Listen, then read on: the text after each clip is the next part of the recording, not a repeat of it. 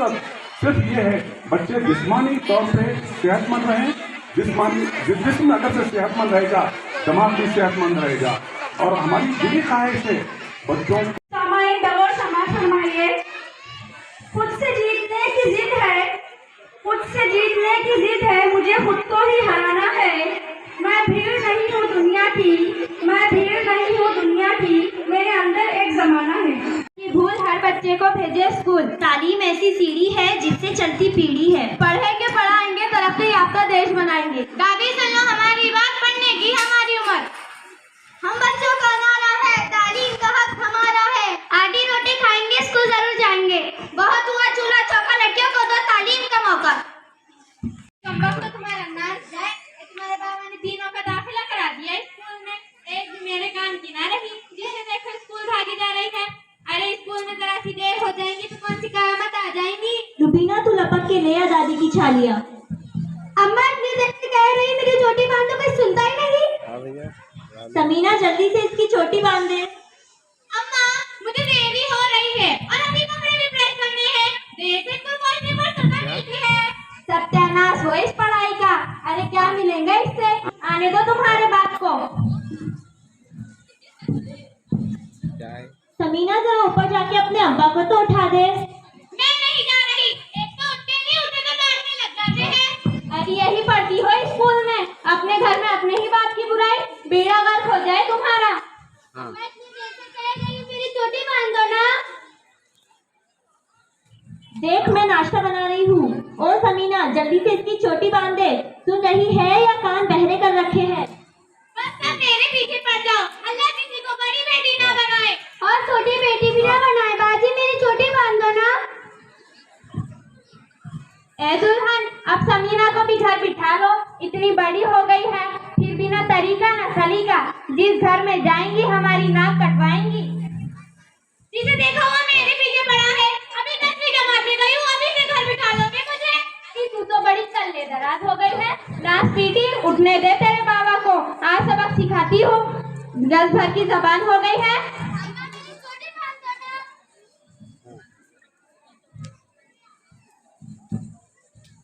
समीना देख तुझसे आखिरी बार कह रही हूँ इसकी चोटी बांध दे। मैं तुम्हारे घर का काम नहीं करेगी, इतने सारे कपड़े और इतने सारे बर्तन नहीं धोएगी। घंटा भर दो तुम, मैं घंटे भर में तुम्हारे को अपडेट कर। बस 10 कपड़े धोएगी और 20 बर्तन, इससे ज्यादा मैं नहीं धोएगी। ये भी स्कूल की पढ़ी लिखी लगे हैं कल्ले दराज कहेगी। अरे तेरा शक्ल तो देख अपनी आईने में। धोले भाई धोले, कपड़े कुछ ज्यादा नहीं है, सब छोटे छोटे हैं। ठीक है। ये भी देखना कोई मेरी चोटी नहीं बांधता। तुम रोज ऐसी बोलती हो, सब छोटा छोटा कपड़ा है, कोई छोटा कपड़ा नहीं है। कमर कंटा है इसका, तो मैं ऐसे नहीं छूटेगा। ये भी दुल्हन देख रहे थे, खुले कपड़े दिया करो धोने के लिए। देख अक्सर कम कपड़े भी तो होते हैं, आज थोड़े ज्यादा है। तुम रोज ऐसे ही बोल। क्या नाच जाए कमबख्त तुम्हारी गलत है। यहाँ से जब हम दूसरी बार रख लेंगे। अच्छा आज तो मैं धो लेती, लेकिन कल से नहीं धोएगी। कल से दादी कपड़ा बना तो ऊपर से पैसा लगेगा, होगा? हाँ हमारे ही घर से उन घर की रोटियां सीधी करना। सहमीना जरा ऊपर जाके अपने अब्बा को तो उठा दे, चाय बन गई है। अम्मा ना तो मेरे कपड़े प्रेस हुए हैं और ना ही अभी तक जूते पॉलिश हुए हैं। ऐसे स्कूल जाऊंगी तो हमारी पीटी मैडम डांटेगी। कौन है ये नाच पीटी? दादी नाच पीटी नहीं, हमारी पीटी मैडम। जाने क्या बके जा रही है। अरे आपको पता तो चले किसका जिक्र है। हमारे स्कूल की मैडम है जो हमें पीटी करवाती है। नाच जाए तुम्हारा, उसका नहीं कह सकती। अरे दादी पीटी मैडम को ना सर। अम्मा स्कूलों में बस्तानी को मैडम ही कहते हैं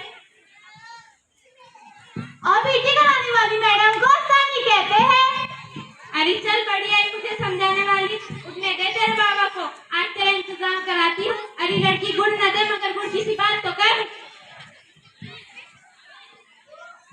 अस्सलामुअलैकुम अम्मा। बुआ आ गई। अस्सलामुअलैकुम बुब्बू जान। वालेकुम अस्सलाम। हमारी महरू खैर से है बेटा? सुबह ही सुबह कैसे आ गई? अकेली ही आई हो क्या? ए दुल्हन महरू आई है, 2 कप चाय लेती आना।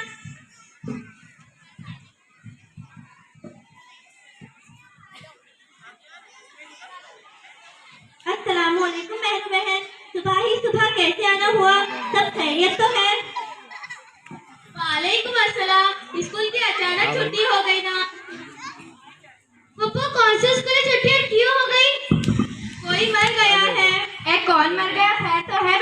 अम्मा, किसी दूसरे मुल्क का कोई बड़ा आदमी मर गया है जिसकी आज सारे स्कूलों को छुट्टी है। मेरा तो दिल ही धड़क गया कि जाने कौन मर गया। अम्मा, स्कूल की तो छुट्टी होगी तो क्या आप कोई मेरी चोटी नहीं बांधेगा? दीदी, काम खत्म हुआ, अब मेरी भी छुट्टी, अब मैं जाती। अरे नहीं नहीं, हाँ तुम जाओ। ठीक है बहन, बाहर का दरवाजा बंद करती जाना। चलो भाई, ये बस्ते बस्ते रखो और चैन से बैठो। अरे सबीना, बैठ जा बेटी। चलो दफा हो अपने कमरे में, सुबह से दिमाग खराब कर रखा है। दादी, वो तो हमें पता है किसका किसका दिमाग खराब कर रखा है। कोई नहीं जानता, अल्लाह जानता है। क्या बात है सबीना, कैसे बोल रही हो? पप्पू, पप्पू देखो ना, हर वक्त धमकाती रहती है कि आज से तेरा स्कूल जाना बंद। अरे अरे, तुम तो रो रही हो। नहीं नहीं, शाबाश, जाओ अपने कमरे में, इसे कमरे में ले जाओ। अशरफ को बोलो ना उधर बैठो। अशरफ उधर क्या बात है माँ, बच्चों पर इतना नाराज क्यों होती हो? हर वक्त की डांट भी बची रही है। अरे काम की ना काज की, खाली स्कूल और पढ़ाई की। अरे क्या मिलेगा इस पढ़ाई से? अम्मा, खुदा के वास्ते इनकी पढ़ाई बंद मत करो, जितना मर्जी है पढ़ने दो। अरे तुझे भी क्या पढ़ा दिया इन लड़कियों ने? ये लो हमारी बिल्ली, हम ही से मियाओ। मेरी पढ़ने की जिम्मेदारी तो आप पे दिया था, मुझे तो आपने पढ़ाई ही नहीं। मेरा दिल ही चाहता है उधर से चल जाओ ना। अरे कैसे मुश्किल? नहीं करा सकती। ए क्या नहीं करा सकती?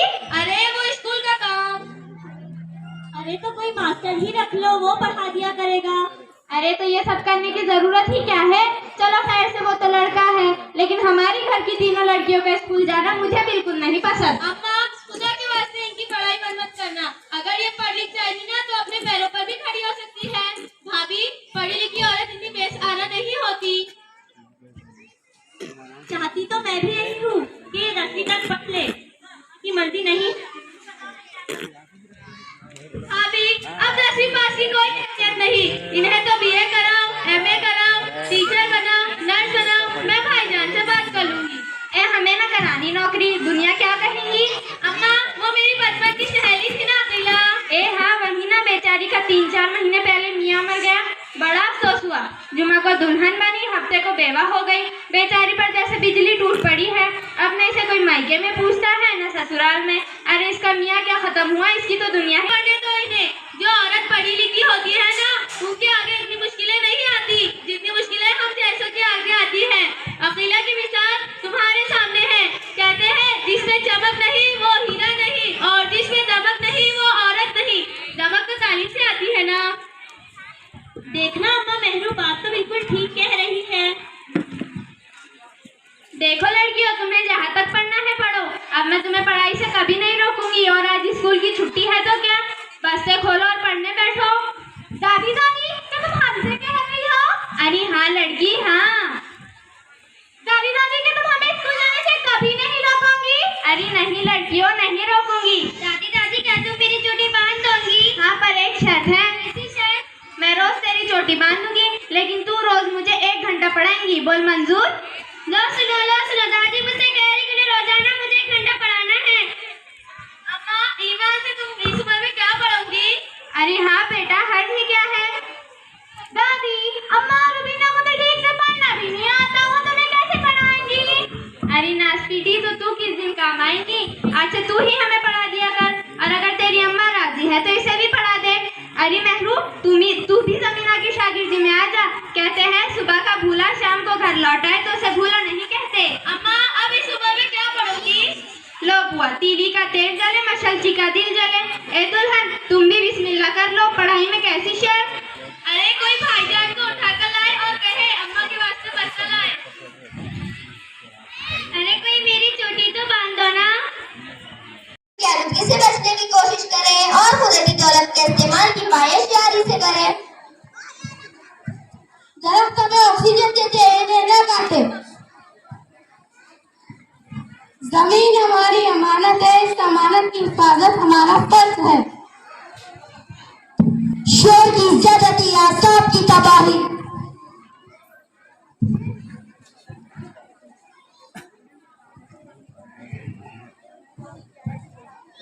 दरख्तों की कटाई, नस्लों की बर्बादी। आगे है तो जिंदगानी है। कुदरती वसाइल का बेदरी इस्तेमाल, आने वाली नस्लों का इस्तेहसाल।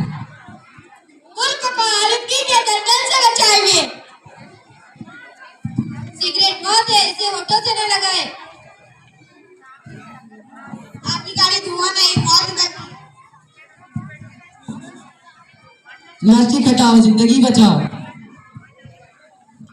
के खिलाफ ना जाइए, माहौल का तहफ्फुज़ कीजिए। दरख्त लगाए, जिंदगी बचाए। तपती जमीन करे पुकार, पेड़ लगाओ, पेड़ लगाओ। हम सबका ये नारा है, घर घर पेड़ लगाना है। पेड़ है आला सोना, इसे ना खोना।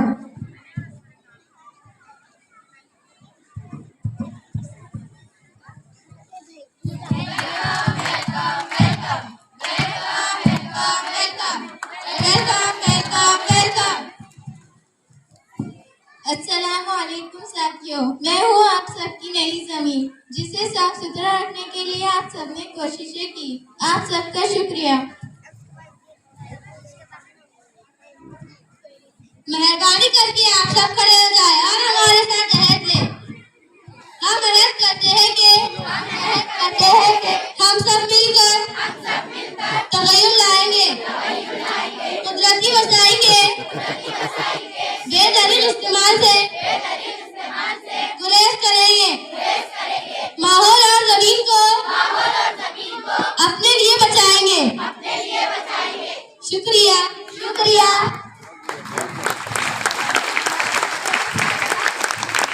ये धुएं से तो जमीन इतनी परेशान है, और इंसान मसलन गाड़ियों से, फैक्ट्रियों से निकलने वाले धुएं और सिगरेट से निकलने वाले धुएं कितनी अजियत देते हैं। इस बारे में तो हम सबने कहीं नहीं, जमीन का वजूद हमारे लिए और हम इसे है। अगर इंसान जमीन का महफूज नहीं तो जमीन का क्या फायदा। अल्लाह की बनाई मखलूक अगर खुद ही को खतरे में डाले तो कोई क्या? हरगिज़ नहीं, हम ही चीज को रोकेंगे। सुनिए भाई मेरे, तुम सिगरेट क्यों पीते हो? क्यों, तुम्हें क्या? हम कुछ भी पी रहो तो अपने पैसों की पी रहो, तुम्हारा क्या जाता है? सही कहते हो, हमारा क्या जाता है? बिल्कुल हमारा कुछ नहीं जाता। जाता इस माँ का जिसने तुम्हें पैदा किया, दुनिया की तमाम तकलीफ से के तुम्हें पाल पोस कर बड़ा किया, जो तुम्हारी रोको रोको उसे, मुझे दर्द हो रहा है। लेकिन क्यों, तुम्हें क्या परेशानी है?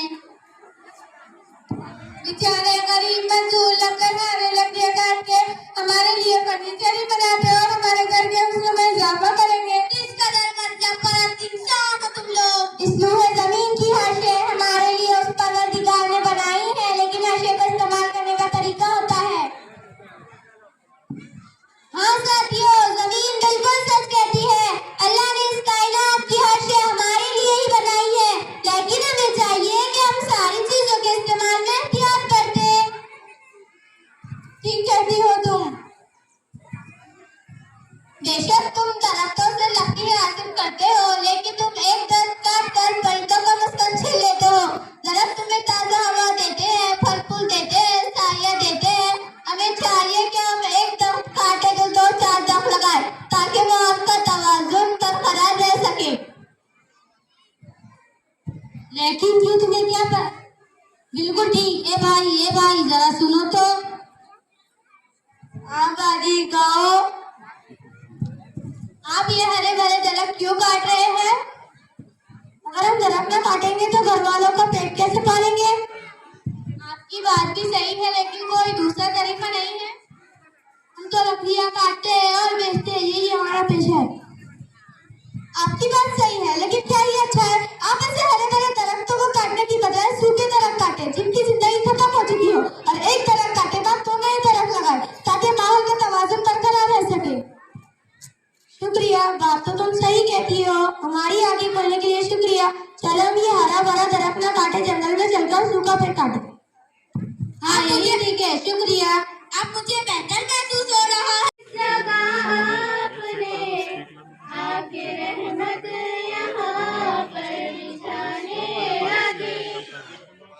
अपनी किस्मत पे हम रश्क करने लगे, आँख जब आपकी नींद पाने लगे, समन को फरिश्ते भी तकने लगे, हर कली को अंबर लुटाने लगे। ये वो मेहमान है जो काबिले कदर है, जिसके आने से रहमत दुनिया ने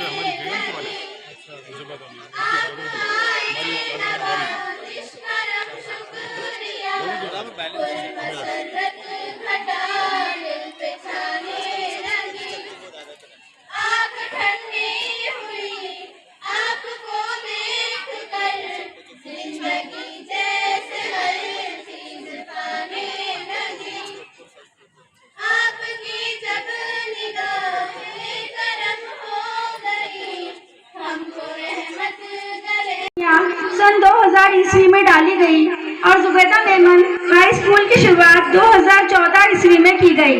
जमात दहूम की पहली बैच 2017-18 में कामयाब हुई। अभी तक जमात दहूम के तलबा और तालिबात जो कामयाबी पा चुके हैं, अल्हम्दुलिल्लाह उनकी तादाद 139 है।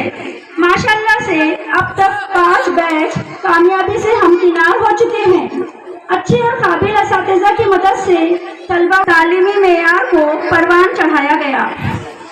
अब यहाँ से आगे हमारे मदरसे के चेयरमैन जनाब मोहम्मद शाकिर सर और प्रिंसिपल मोहतरमा फरकल मैडम साहिबा और सेक्रेटरी जनाब अशरफ सर की ख्वाहिश है कि वो अव्वल ता दहूम तक के तमाम बच्चे हमा अक़साम ज़बानों में महारत हासिल कर सकें और साथ ही साथ जदीद टेक्नोलॉजी से हमकिनार भी हो। इस मदरसे के तमाम तलबा व तालिबात खुशकिस्मत है कि वो खुशगवार साफ सुथरे माहौल में तालीम हासिल कर रहे हैं। हमें वालिदैन से उम्मीदें वाबिस्ता है कि बच्चा पाबंदी से स्कूल यूनिफॉर्म में आए, अच्छी तहजीब व तमद्दुन जो उसे घर वालों और स्कूल में मैसर है और जो स्कूल में तालीम दी जाती है उस पर अमल पैरा होकर कामयाब हो, अपने समाज, खानदान और माशरे का नाम रोशन करे। अब मैं टाइम वेस्ट किए भी बिना आज के जनाब मेहमाना ने खुसूसी मोहतरम आरिफ हुसैनी सर से गुजारिश करती हूँ कि वो स्टेज पर आए और हमारे तलबा व तालिबात की। आज जुबैदा मेमन उर्दू स्कूल का यौम तासीस यहाँ पर आज तमाम सरपरस्तों के साथ मनाया जा रहा है और हमने यहाँ पर आने के बाद इस बात को देखा है कि BFCI ये एक शहर का बहुत बड़ा ब्रांड है। ये एक शहर के अंदर बहुत बड़ा तालीमी इदारा जाना और माना जाता है। ब्राइट फ्यूचर कैरियर इंस्टीट्यूट इस नाम से जाना जाता है। यहाँ पर उर्दू की तालीम भी दी जाती है और यहाँ पे आने के बाद ये भी मालूम हुआ है कि पहले से लेकर दहम तक उर्दू की तालीम यहाँ पर दी जा रही है और गुज़िश्ता साल यहाँ पर उर्दू में जिन असातिज़ा ने दहम में हिस्सा लिया था वो तमाम के तमाम 100% कामयाब हुए हैं, ऐसी हमारी जानकारी में आया है। तो ये इस बात का सबूत है कि जो तालिबान ने यहाँ पर कामयाबी हासिल की है उनके सरपरस्तों ने भी बहुत लगन की है और उस्तादों ने भी उनके लिए बहुत मेहनत और जद्दोजहद की है, तब जाके इदारे को कामयाबी हासिल हुई है, तालिबा को कामयाबी हासिल हुई है। यहाँ पर बहुत सारे सरपरस्त यहाँ पर मौजूद हैं। इनके सामने ये बात ज़रूर कहूँगा कि जैसे यहाँ पर तालीम निस्वा की बात की गई है तो ख़ास तौर से मैं कहूँगा कि बच्चों की तालीम की तरफ ख़ास तौर से तवज्जो दीजिए। जैसा भी ड्रामों में यहाँ पर बच्चों ने दिखाने की कोशिश की है, जैसा दादी माँ ने कहा है कि क्या पढ़ा है स्कूल में जाने मत दो, इन हमको तमाम बातों से बाहर ऊपर निकल के आना पड़ेगा क्योंकि आने वाला दौर और इससे सख्त से सख्त तरीन होने वाला है और मुकाबला आराई का दौर होने वाला है। देखिए एक बात को याद रखिए कि बच्चों की तालीम हमारे लिए बहुत अहमियत की ज़रूरत है। मेरा कहने का मतलब यह नहीं है कि बच्चों की तालीम को बाजू डाल दिया जाए, लेकिन बच्चों की तालीम पे इसलिए जोर देना चाहिए कि आने वाली नस्लें इन्हीं की गोद के अंदर नशोनुमा पाती है। अगर वालदा तालीम याफ्ता होंगी तो यकीन मानिए हमारा माशरा पूरा तालीम याफ्ता होगा। ये इस बात की अहम ज़रूरत है, इसके ऊपर नज़र रखने की ज़रूरत है। और मैंने यहाँ पर आने के बाद देखा है कि तो ख्यालों के अंदर, ख्याल सारावी के अंदर यह बात दिखाई गई थी कि तारे ज़मीं पे ये ख्यालों की बात होती है, लेकिन तारे ज़मीं पे हकीकत अगर जगमगाते मैंने कहीं देखा है तो आपके इदारे के अंदर यहाँ पे देखा है, यहाँ पर मैंने आपके इदारे में देखा है। और एक बात याद रखिए कि मासूम बच्चों ने यहाँ पर आके जो अपने फ़न को पेश किया है, इसके पीछे मैं समझता हूँ कि इनके उस्तादों की बहुत बड़ी मेहनत है। स्टेज पर आके अपने हुनर को पेश करना, अपने हुनर को पेश करना ये मामूली बात नहीं है। स्टेज पे खड़े रहने के बाद हमने देखा है अच्छों की हवा निकल जाती है, लेकिन ये बच्चे आके अपने फन को पेश कर रहे हैं, ये बच्चे आके यहाँ पर अपने आप को पेश कर रहे हैं। और इसमें कोई शक नहीं है कि देखिए दुनिया में जितने मजहब जाने और माने जाते हैं, दुनिया में जितने भी मजहब जाने और माने जाते हैं, वाहिद मजहब इस्लाम एक ऐसा मजहब है जिसके अंदर तालीम को फर्ज करार दिया गया, जिसमें तालीम को फर्ज करार दिया गया है कि हर मर्द और औरत का इल्म का हासिल करना फर्ज है। इसलिए सरपरस्तों की भी ये जिम्मेदारी है, वालिदैन की ये जिम्मेदारी है कि बच्चों को बिला नागा तालीम से आरास्ता करने की कोशिश कीजिए और इसके अंदर कोई कोताही बर्दाश्त मत कीजिए। और यहाँ पर आज आने के बाद जैसा यहाँ पर जो कुछ भी यहाँ पेश किया गया, जैसे तमाम यहाँ पे ड्रामे पेश किए गए, जो भी उसके अंदर एक नसीहत थी, एक नसीहत आमोज बात थी, फिजायत के बारे में, तमाम चीज के बारे में एक मालूमात थी, एक मैसेज था कि तो एक सही बात है और ये हकीकत है कि तालीम सिर्फ आपको जो तालीम दी जाती है वो रोजगार के लिए नहीं है, तालीम शख्सियतों को संवारती है, तालीम किरदार साजी करती है। और वो चीज मैं यहाँ पर आपके इदारे में देख रहा हूँ कि तमाम जितने भी यहाँ पर टीचर है, बुशरा बाजी, शैला बाजी, आप सबको और हमारे सारे गेस्ट और जितने भी पेरेंट्स और यहाँ पर स्टूडेंट्स हैं, आप सबको सलाम वालेकुम। मेरा नाम बिलाल जलील है। जैसा कि आप लोग जो लोग मुझे पहचानते हैं, और कुछ ज़्यादातर लोग मुझे इम्तियाज़ जलील के बेटे के नाम से पहचानते हैं। इम्तियाज़ जलील जो हमारे MP हैं यहाँ पर, उनके बेटे से पहचानते हैं। तो मैं अपनी बात रखने से पहले आपको मेरे बारे में थोड़ा सा बता दूं कि मैं कहाँ से पढ़कर आया हूँ, मेरी स्टोरी क्या है। मैं 2002 में मैं पूना शिफ्ट हुआ था, बट 2002 से पहले हम बड़कल गेट के घर पर रहते थे। और जब 2000 में BFCI की शुरुआत हुई थी, आप सोचिए मैं भी एक 3-4 साल का बच्चा था। तो मेरी जितनी जर्नी है, मैं जैसे बड़ा होता गया हूँ वैसे ही BFCI मेरे साथ बड़ा हुआ है। BFCI जब 2000 में शुरू हुआ था तो छोटा सा एक सेटअप था जहाँ पर मैं भड़कल गेट पर BFCI की बस देखा करता था। आज तक वहाँ स्कूल में कभी पहुँच नहीं पाया था, पर मैं जानता था कि फरीदा मैम फरीदा मैम के घर में मैं भाग कर जाता था। बहुत टाइम ऐसा था कि घर में अगर मैं मिलता नहीं था, अगर मुझे घर वाले ढूंढ रहे कि कहाँ गया बच्चा, तो मालूम पड़ता था कि मैं फरीदा आंटी के घर पे बैठा हूँ। तो फरीदा आंटी को मैं सालों से जानता हूँ और उनकी मेहनत बहुत काबिल तारीफ है कि आज इतने बड़े सेटअप पर वो स्कूल को लेकर आई हैं। तो जैसा कि लोग बोलते हैं बच्चा जब छोटे से बड़ा होता है तो वो तरक्की की ओर बढ़ता है, वैसे ही BFCI और मेरी जर्नी वैसे ही चल रही है अल्हम्दुलिल्लाह। मैं 2002 में पूना में मैं दिल्ली पब्लिक स्कूल में पढ़ के मैंने सिम्बाइसिस में जर्नलिज्म किया था। हमारे वालिद साहब भी जर्नलिस्ट हुआ करते थे, तो मैंने भी पत्रकारिता किया था। उन्हीं को देखकर सीखा था, तो हम भी पत्रकार बन गए थे। फिर मैं बॉम्बे शिफ्ट हुआ। बॉम्बे में द क्विंट बोलकर एक चैनल है, उनके साथ मैंने 2 साल काम किया। फिर मैं उनका YouTube संभालता था। तो अगर आप YouTube पर जाएंगे तो आप मेरा बहुत सारा पुराना काम देखेंगे, पत्रकारिता से रिलेटेड जितना काम है। पर जब इतनी कम उम्र में इतना ज़्यादा एक्सपीरियंस अल्हम्दुलिल्लाह मैं ले चुका हूँ। बहुत लोग मुझसे कहते हैं कि आप बहुत कम उम्र में आपने बहुत कुछ सीख लिया है। तो मैं उसके पहले जो हकदार हैं, जो उसका क्रेडिट है, वो मैं मेरे माँ बाप को देना चाहूँगा, क्योंकि मेरे माँ बाप ने वो डिसीजन लिया था कि वो मुझे स्कूल पर भेजें। मेरे माँ बाप को पढ़ाई लिखाई की अहमियत मालूम थी, तो उन्होंने मुझे स्कूल में डाला। तो सबसे पहला जब बच्चा बड़ा होता है, बच्चे की तरबियत देखी जाती है, तालीम देखी जाती है, तो उसका पहला जो क्रेडिट रहता है वो माँ बाप को रहता है। क्योंकि अगर माँ बाप स्कूल भेजने का डिसीजन लेंगे तो ही बच्चा आगे बढ़ेगा। अगर माँ बाप को ही पढ़ाना आता तो स्कूल बनते ही नहीं। तो आप लोग इन जो बच्चों का फ्यूचर है, इन बच्चों का फ्यूचर जो सेट हो रहा है, उसके हकदार आप लोग, आप जो माँ बाप बैठे हैं, जो माएँ बैठी हैं। तो पहले तो आप लोग जोरदार तालियां अपने आप के लिए बजा लीजिए, क्योंकि सबसे पहला क्रेडिट सिर्फ माँ बाप को ही जाता है। फिर उसके बाद जो सबसे जो अहमियत वाला क्रेडिट जो है, जो मैं सबसे ज्यादा मेरी पर्सनैलिटी जिनको मैं क्रेडिट देना चाहता हूँ, वो मेरी टीचर्स हैं। क्योंकि ये लोग जिम्मेदार होते हैं। आपका काम क्या है, आपने फीस भर दिया, आपने बच्चे को सुबह में स्कूल छोड़ दिया और वो बच्चा दोपहर में वापस आता है। मैं ज्यादातर जानता हूँ हमारे वालिद साहब भी बहुत पढ़े लिखे हुए हैं, पर वो भी मेरी तालीम पे इतना ध्यान नहीं देते थे जितना मेरी माँ मेरी तालीम पे ध्यान देती थी।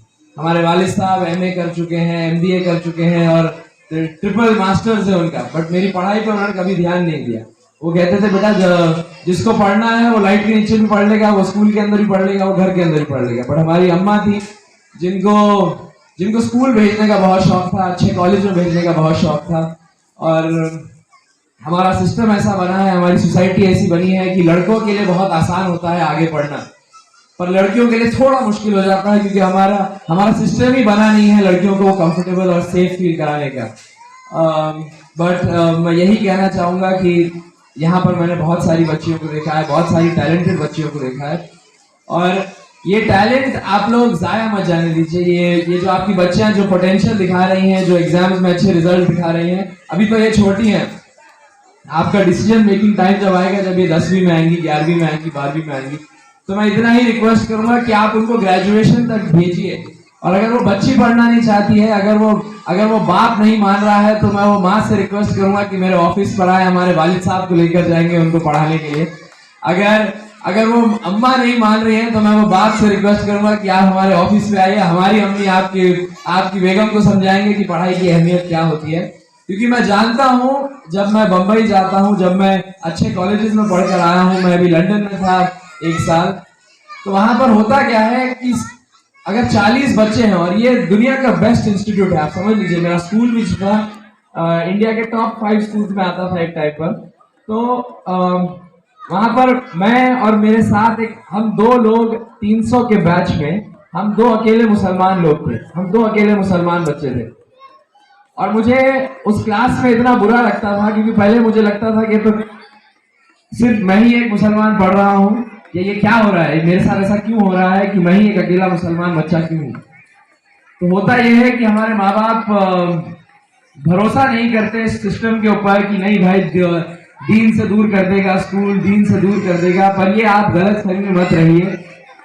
दीन में रखने का काम माँ बाप का होता है, दीन में रखने का काम तरबियत का होता है, और दीन में रखने का काम आप घर पे कैसा कल्चर चला रहे हैं, आपके घर का कल्चर कैसा है। अगर आप शहर भर में घूमकर बड़ी बड़ी बातें कर रहे हैं और फिर शाम में आके अपनी बीवी पे हाथ उठा रहे हैं, तो ये कल्चर सही नहीं होता है, ये कल्चर दीन भी नहीं सिखाता है। तो अगर आप अपने घर में दीन रखेंगे तो बच्चा ऑटोमेटिकली दीन सीख जाएगा, उसको आपको तालीम में डालने की जरूरत नहीं पड़ेगी। जैसा कि नासिर साहब ने कहा, तरबियत की जिम्मेदारी आपकी है, तो मैं मेरी तरबियत का क्रेडिट हम हमारे वालिद साहब को देंगे। और रही बात, मैं दुआ फाउंडेशन के साथ बहुत टाइम से काम कर रहा हूँ। दुआ फाउंडेशन खासदार साहब के नेतृत्व में, उनकी प्रेसिडेंसी में ये एक ऑर्गेनाइजेशन हम चला रहे हैं, जो सिर्फ लड़कियों को फ्री में सिलाई मशीन की हम क्लासेस देते हैं। और अगर वो जब पास हो जाती हैं अपना बैच, तो उनको फ्री में मशीन भी दिया जाता है कि कल को वो अपने मोहल्ले में, अपने ग्रुप्स के अंदर वो फ्री में वो काम कर सकती हैं और उनकी छोटी सी इनकम चालू हो सकती है। हमने दुआ फाउंडेशन इसीलिए चालू किया था क्योंकि जो औरतों ने पढ़ाई लिखाई का वो वक्त मिस कर दिया है। जब आप बड़ी हो गई हैं, आप 25 साल की उम्र आप क्रॉस कर चुकी हैं और आप पढ़ी हुई नहीं है, और फिर भी आपको है तो अपने पैरों पे खड़ा होना है, तो दुआ फाउंडेशन वो काम कर रहा है। जो लेडीज एजुकेशन नहीं पा सकी, उनको है तो हम रोजगार देने की कोशिश कर रहे हैं, उनको हम स्किल्स डेवलपमेंट की हम तैयारी करवा रहे हैं। तो मैं चाहूंगा ये प्लेटफॉर्म बहुत सही है कि मैं उसकी एडवर्टाइजिंग करूं और आप लोगों को बताऊं कि हमारे दुआ फाउंडेशन में बहुत अच्छा सेंटर चल रहा है और लेडीज के लिए बहुत काम हो रहा है वहां पर। वैसे ही हमने बहुत हाल ही में आमखास मैदान पर एक आईजे फेस्टिवल लिया था। हम ओल्ड सिटी के ज्यादातर रहने वाले लोग हैं। ओल्ड सिटी में आज एक बहुत बुरी चीज मार्केट में फैल चुकी है और वो है नशे का कारोबार। और ये नशे का कारोबार ऐसा नहीं है कि हजारों लाखों रुपए लग रहे हैं, 12-12, 15-15 रुपए की गोलियां आ रही हैं, 12-12 साल के बच्चे इसमें फंस रहे हैं। तो मैं आप लोगों से यही रिक्वेस्ट करूंगा कि आप लोग अपने बच्चों से एक बार इतना बात करिए और उनसे पूछिए कि तुम्हारे दोस्त कौन है, तुम किसके साथ उठते बैठते हो। तुम स्कूल से तो आ जाते हो, स्कूल में शाकिर साहब, फरीदा मैडम तो संभाल लेते हैं बच्चों को, पर वो जो शाम में जो बच्चा जिसके साथ घूम रहा है, जिसके साथ खेल रहा है, कौन है वो लोग। अगर आपको ऐसा लगता है कि ये दोस्त की वजह से मेरे बच्चे का फ्यूचर खराब होगा, तो उनको दूर करिए, उनको वो बच्चों से दूर करिए। उन बच्चों के माँ बाप को समझाइए कि आपका बच्चा है तो भटक चुका है और उसको वापस लाइन पर लाइए।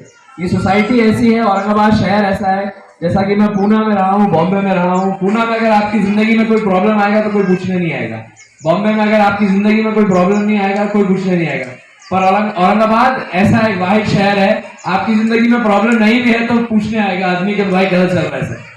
तो मैं चाहूंगा कि ये जो नशों के अंदर हमारे जो बच्चे फंस रहे हैं, और यहाँ पर डॉक्टर कादरी साहब का एक हॉस्पिटल है फड़ेगांव पर, वो यही बच्चों को उस लत से दूर कर रहे हैं। अगर आप लोगों के पास वक्त होगा तो आप लोग डॉक्टर कादरी के हॉस्पिटल जाइए और देखिए कि इस उम्र के बच्चे नशे के अंदर धुंधला होकर 3-3 दिन अपने दोस्तों से झगड़ा कर घर से भाग गए, पता नहीं कहाँ हैं। तो ये हमारे ही बच्चे हैं, हमारे ही अतराफ के लोग हैं, हमारे ही अतराफ के बच्चे हैं। तो हमें इनसे दूर, हमें इनसे बच्चों को बचाना है, हमें इन बच्चों का मुस्तकबिल हमारे हाथ में है, तो मैं इसीलिए मैं ये मैसेजेस देना चाह रहा हूँ। मैं फिर से मुबारकबाद देना चाहूँगा सारे वो एक्टर्स को। वो जो बूढ़ी अम्मा बनी थी, उन्हें देखकर हमें भी एक दादी आ गई। तो बहुत बहुत इस मुबारकबाद के हकदार सारे टीचर्स हैं। और अपने बच्चों की पढ़ाई रोकिए मत, अपने बच्चों की पढ़ाई रोकिए मत। और आखिरी में मैं यही कहना चाहूँगा, आप जो भी करिए बेस्ट करिए। आप चाहे सोल्जर बनने का सोचें, चाहे आप टीचर बनने का सोचें, चाहे आप प्रोफेसर बने, जो बनना है, पर आप उसमें बेस्ट रहिए। एवरेज काम की कोई इज्जत नहीं होती। एवरेज काम, आपकी जिंदगी एवरेज रहेगी। 2 ही दिन पहले हमें खबर मिली थी कि उत्तर प्रदेश से एक लड़की है सानिया मिर्जा नाम की। उत्तर प्रदेश की एक लड़की है सानिया मिर्जा नाम की, जो हिंदुस्तान की पहली मुस्लिम फाइटर पायलट बनने जा रही है। हिंदुस्तान की पहली मुस्लिम फाइटर पायलट। ये एक गांव से आती है उत्तर प्रदेश में, और इनके वालिद साहब टीवी के मैकेनिक हैं। तो ऐसा तो है नहीं कि उनके घर में बहुत पढ़ाई लिखाई हुई है या बहुत एजुकेशनल बैकग्राउंड से आती है वो, पर वो बच्ची ने यूट्यूब पर देख देख कर, टीवी पे देख देख कर, न्यूज में देख देख कर वो इतनी इंस्पायर हो गई कि उसने माँ बाप को फोर्स करके, यस, हमारे औरंगाबाद का IAS अंसार है, नूर शेख है, और यहाँ पर बहुत सारे बच्चे UPSC क्लियर कर चुके हैं। पर मैं सानिया की बात इसलिए कर रहा हूँ नासिर भाई, क्योंकि लड़के तो फिर भी कुछ कर देते हैं, पर लड़कियों के लिए बहुत कम मौके आते हैं। और सानिया मिर्जा ने ये कर बताया कि उत्तर प्रदेश जैसे स्टेट में इनके फादर टीवी के मैकेनिक हैं, और आज वो पहली हिंदुस्तान की मुस्लिम फाइटर पायलट बनने जा रही है। आप हिस्ट्री में उठा लें तो हिस्ट्री में भी फातिमा शेख नाम की एक लेडी थी जो सावित्रीबाई फुले के साथ काम करती थी। सावित्रीबाई फुले को हम बहुत क्रेडिट देते हैं, उनको कहते हैं कि एजुकेशन में बहुत बड़ा काम है उनका। पर सावित्रीबाई फुले का जो हाथ, जो सबसे मजबूत हाथ था उनका, तो वो एक फातिमा शेख नाम की लेडी थी, जिनके भाई ने, ना ही उनके शौहर ने, ना ही उनके वालिद ने उनकी मदद करी, पर जिनके भाई ने सबसे लड़कर फातिमा शेख को है तो पढ़ाई की इंडस्ट्री में लेकर आए। तो ऐसे बहुत लोग हैं, बहुत सारे एग्जाम्पल्स हैं। मैं एक आखिरी बात कहकर मेरी बात खत्म करूंगा कि तरक्की की दौड़ में दौर उसी का चलता है, तरक्की की दौड़ में दौर उसी का चलता है, बना के अपना रास्ता जो भीड़ से निकल गया। बहुत बहुत शुक्रिया, बहुत बहुत शुक्रिया। मैं प्रोग्राम अब कंटिन्यू करना चाहूंगा। फरीदा मैम और उनके फर्जंद जो शाना बशाना इस काम में खड़े हैं, उनके साथ अशरफ साहब, और स्टेज पे आज के मेहमान खुसूसी जनाब बिलाल जलील साहब, आरिफ हुसैनी साहब, और सामने बैठे हुए तमाम ही पेरेंट्स और यहाँ का स्टाफ। अस्सलाम वालेकुम रहमतुल्लाहि व बरकातुहू। बुजुर्गों, दोस्तों, साथियों, माओ और बहनों, आज का ये जो प्रोग्राम चल रहा है, हम ऐसे कई प्रोग्राम्स अटेंड करते हैं, लेकिन जब से आने के बाद ये बच्चों का परफॉर्मेंस हम लोग सामने बैठकर देख रहे हैं, तो मैं समझता हूँ कि इतना कॉन्फिडेंस जो बच्चों के अंदर दिखा, तो ये बहुत कम, या मैंने समझता हूँ कि इससे पहले ऐसा कभी देखा नहीं गया। तो इन बच्चों को तैयार करने वाले जो है वो तमाम ही स्टाफ इसका जिम्मेदार है। मैं समझता हूँ कि स्टाफ की काफ़ी इसके अंदर मेहनत रही है, और मैं समझता हूँ कि जनाब शाकिर सर साहब, इनको भी मैंने बहुत सालों से जानता हूँ कि कैसे स्कूल्स इनके पहले थे, कई नशे व फराज तय करके आज BFCI अल्हम्दुलिल्लाह आज इस 3 एकड़ के जो जगह पे आया है, तो ये इन लोगों की मेहनत है इसके पीछे। तो मैं तमाम स्टाफ को, शाकिर सर को मुबारकबाद पेश करता हूँ, और आप लोगों से यही गुजारिश करूँगा कि जो बच्चों ने जो मैसेजेस दिए, ये इनका परफॉर्मेंस जो था, ये आपको किसी ना किसी तरह से मैसेज देना था। और एक जो मैसेज यहाँ से दिया गया, क्योंकि हम लोग सियासत से हैं और हम लोग दिन भर जो चीज़ें देखते हैं, तो एक बहुत बेहतरीन जो मैसेज दिया गया कि कचरे का, ये जो झाड़ काटने का, ये हमारी ज़रूरियात ज़िंदगी से जितने जुड़े हुए मामला थे, एक वो एपिसोड के अंदर जमात हफ्तुम के बच्चों ने अदा किया। तो भाइयों बहनों, आप लोगों से यही गुजारिश है कि तालीम तो यहाँ पर बहुत बेहतरीन दी जा रही है और हम लोगों ने देखा भी है, लेकिन तालीम के बाद अगर कोई चीज़ होती है तो वो होती है तरबियत। और ये तरबियत आपको घरों से दी जानी चाहिए, आपको घरों पर देना पड़ेगा। तालीम जब बच्चा यहाँ से हासिल करके आए तो आप उसको बेहतरीन तरबियत से नवाजें। मैं समझता हूँ कि माशरे को आज तालीम की ज़रूरत है, तो बच्चे तो तालीम अल्हम्दुलिल्लाह हासिल कर रहे हैं। औरंगाबाद में कुछ इदारे ऐसे हैं जो हर लिहाज से हर तरीके की कुर्बानियाँ देकर हमारी कौम व मिल्लत को आगे बढ़ाने में बहुत बड़ा रोल अदा कर रहे हैं। और यहाँ पर मैंने सबसे अजीब और सबसे हटकर अगर कोई बात देखी है तो वो एक देखी है कि यहाँ पे जो काकड़े साहब बैठे हैं बाजू में, उनके बच्चे जो है, काकड़े साहब के बच्चे भी उर्दू मीडियम से पढ़ रहे हैं। तो मैं समझता हूँ काकड़े साहब के लिए जोरदार तालियां होना चाहिए। ये औरंगाबाद में मैंने कहीं नहीं देखा कि एक नॉन मुस्लिम फैमिली जो आज उर्दू मीडियम से पढ़ा रहे हैं।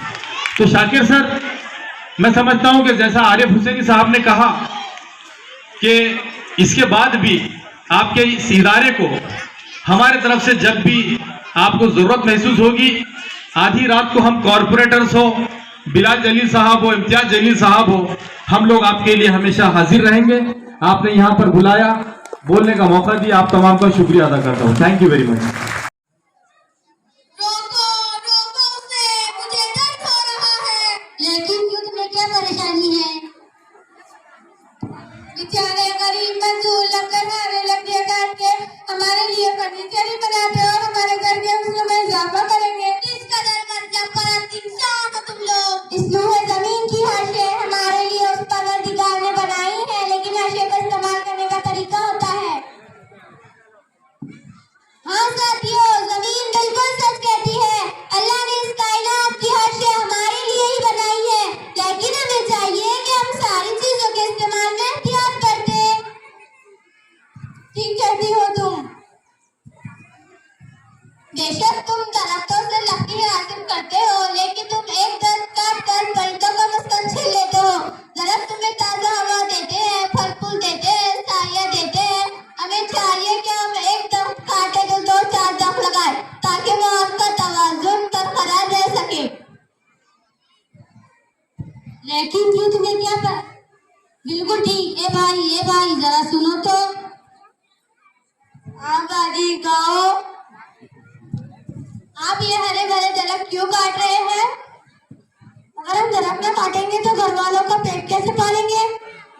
आपकी बात भी सही है, लेकिन कोई दूसरा तरीका नहीं है। हम तो लकड़ियाँ काटते हैं और बेचते हैं, यही हमारा पेशा है। आपकी बात सही है, लेकिन क्या ये अच्छा है? आप ऐसे हरे भरे दरख्तों को काटने की बजाय सूखे दरख्त काटे जिनकी जिंदगी खत्म हो चुकी हो, और एक दरख्त काटे बाद तो नए दरख्त लगाए, ताकि माहौल का तवाज़ुन बरकरार रह सके। शुक्रिया, बात तो तुम सही कहती हो। हमारी आगे खोलने के लिए शुक्रिया। चलो हम ये हरा भरा दरख्त न काटे, जंगल में चलकर सूखा पेड़ काटे।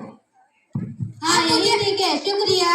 अब मुझे बेहतर महसूस हो रहा है। ये धुएं से तो जमीन इतनी परेशान है, और इंसान मतलब गाड़ियों से, फैक्ट्रियों से निकलने वाले धुएं और सिगरेट से निकलने वाले धुएं कितने अजियत देते हैं। इस बारे में तो हम सबने कहीं नहीं, जमीन का वजूद हमारे लिए और हम ही से है। अगर इंसान जमीन का महफूज नहीं तो जमीन का क्या फायदा? अल्लाह की बनाई मखलूक अगर खुद ही को खरीद डाले तो कोई क्या? हरगिज़ नहीं, हम ही चीज को रोकेंगे। सुनिए भाई मेरे, तुम सिगरेट क्यों पीते हो? क्यों, तुम्हें क्या? हम कुछ भी पी रहे हो तो अपने पैसों की पी रहे हो, तुम्हारा क्या जाता है? सही कहते हो, हमारा क्या जाता है? बिल्कुल हमारा कुछ नहीं जाता। जा तेरा इस्मा का जिसने तुम्हें पैदा किया, दुनिया की तमाम तकलीफ से के तुम्हें पाल पोस कर बड़ा किया, जो तुम्हारी मदद करो। अरे कोई तो मेरी फरियाद सुन लो।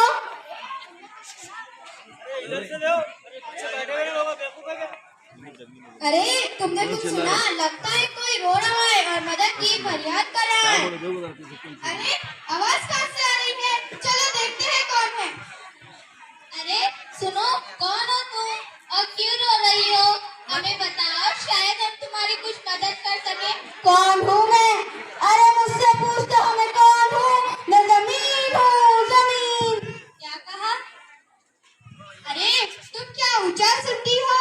वो जमीन है, जमीन। जमीन तो बेहद हसीन है, बेइंतहा खूबसूरत है, तुम झूठ बोल रही हो। हाँ, बेहद हसीन व जमीन, मेरा हुस्न का भी लजीज है।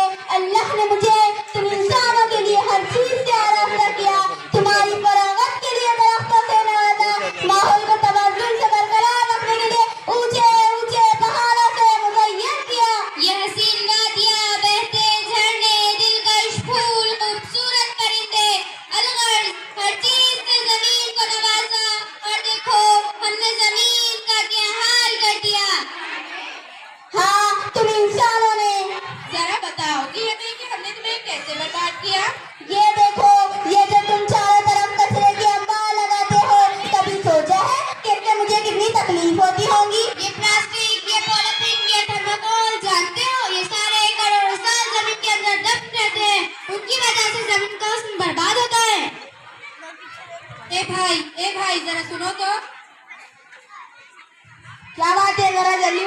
खाने का टाइम नहीं है, आप भी में से कचरा उठाना है। अरे भाई, आप जो इधर उधर कचरा फेंक रहे हो, इससे बदबू फैलती है और माहौल खराब होता है। मैं क्या करूँ, मेरा काम सिर्फ होटल से कचरा बाहर करना है। ये भी सही है, लेकिन तुम कचरा बाहर मत फेंको। हम तो रोजाना कचरा गाड़ी आती है, तुम्हें इतनी दूर आकर यहाँ कचरा फेंकने की जरूरत ही नहीं। तुम्हारी होटल के सामने भी गाड़ी आएंगी ना, तुम उसी में डाल देना। लो, वो आ गई कचरा गाड़ी। बैठ जाओ।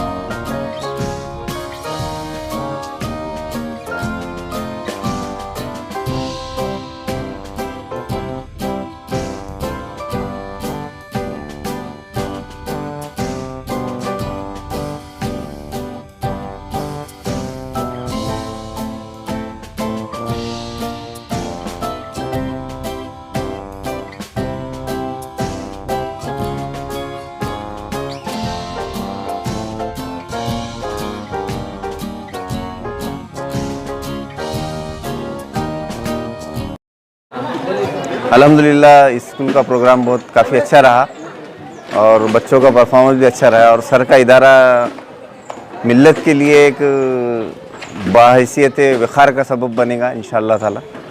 और बच्चों ने अच्छा परफॉर्मेंस करे, चीफ गेस्ट भी आए, उन्होंने भी अच्छे से सरपरस्तों की नुमाइंदगी की और सर ने भी अच्छी नुमाइंदगी की। इंशाअल्लाह ये इदारे से परफॉर्म कर रही थी स्टेज पर, आप कैसा महसूस कर रहे हैं? बहुत मसरत का मुकाम था बिल्कुल, के मतलब ऐसा लग रहा था कि हम जो बच्चों को स्कूल में डाले तो हमारे ऐसा लग रहा था कि भाई हमारा डिसीज़न सही रहा कि शाकिर सर के स्कूल में हमने बच्चों को डाले, जुबैदा मेमन उर्दू स्कूल में। उससे हमारे बच्चों का वक़ार आला होगा इंशाअल्लाह, इसे उम्मीद करते हैं। और सर के और ये तमाम असातिज़ा के हम बहुत बहुत शुक्रगुज़ार हैं कि बच्चों की इतनी अच्छी तरह से उन्होंने तालीम की तरफ तवज्जो दे कर रहे हैं, और हम भी घर के ऊपर कोशिश कर रहे हैं कि भाई बच्चों को तवज्जो दें हम इंशाअल्लाह। आज 24 दिसंबर 2022 को annual function day Urdu school का रखा गया। उर्दू स्कूल का नाम जुबैदा मेमन उर्दू स्कूल है। यहाँ हिमायत बाग में जो BFC कैंपस कहलाता है वहाँ रखा गया।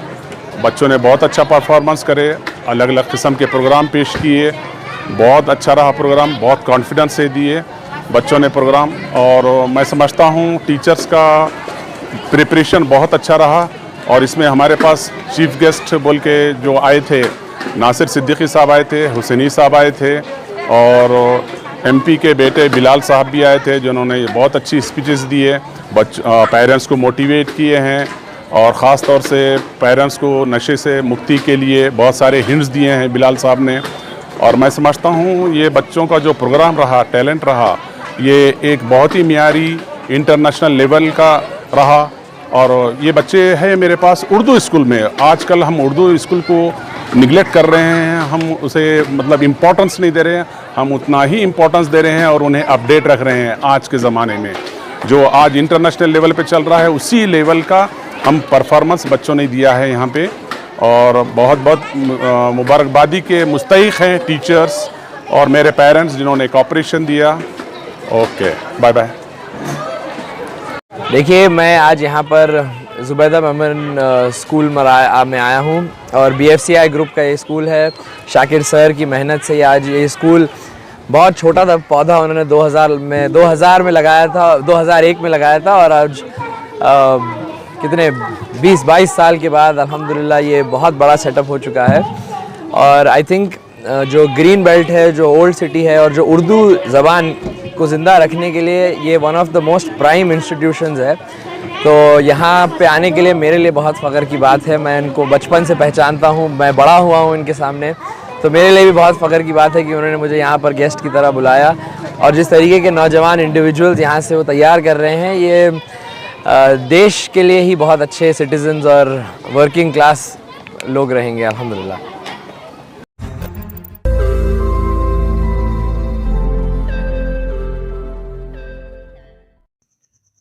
रोज़ नई खबरों को देखने के लिए हमारे औरंगाबाद समाचार चैनल को सब्सक्राइब कीजिए और नोटिफिकेशन पाने के लिए हमारे बेल आइकन को दबाइए ताकि हर खबर की नोटिफिकेशन आपको मिलती रहे।